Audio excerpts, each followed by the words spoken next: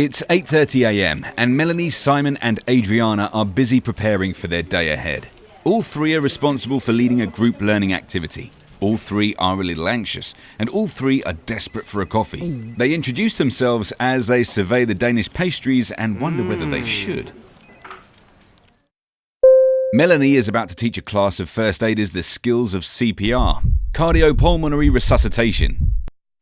Simon is running a workshop on leadership skills for middle managers in his company. Adriana is an expert on artificial intelligence and is delivering a seminar for marketing specialists from organizations around the country. Each is responsible for delivering a successful event, but each will go about it in a very different way. Melanie is an instructor. She has very specific objectives to meet if she's to ensure that each one of her delegates is able to safely and effectively deliver CPR. She'll need to demonstrate the procedure, offer plenty of opportunities for practice, and then support each individual as they strive to master the task. Simon is a facilitator. His role is to create the environment in which participants can experiment, reflect on their experiences, and then develop insights into leadership, a strategy that is often referred to as guided discovery. Adriana is a subject specialist and not a career learning professional. She is there because people want to hear what she has to say about a subject that matters to them.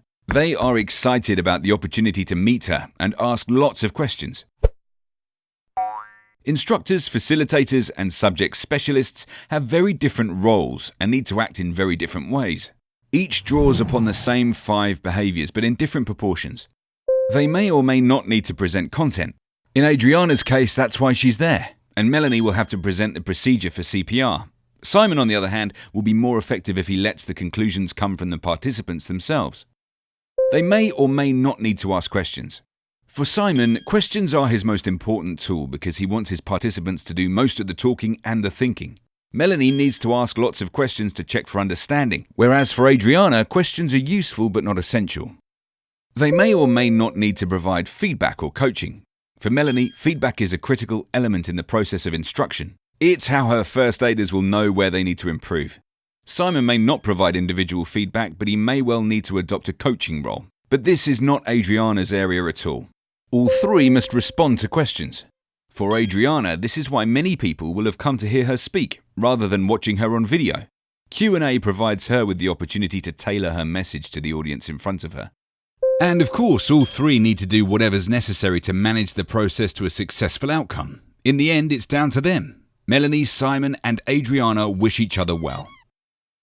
They know that in the hours ahead, they'll be managing 3 very different learning experiences, but they all have the opportunity to make a lasting impact on the people for whom they are responsible.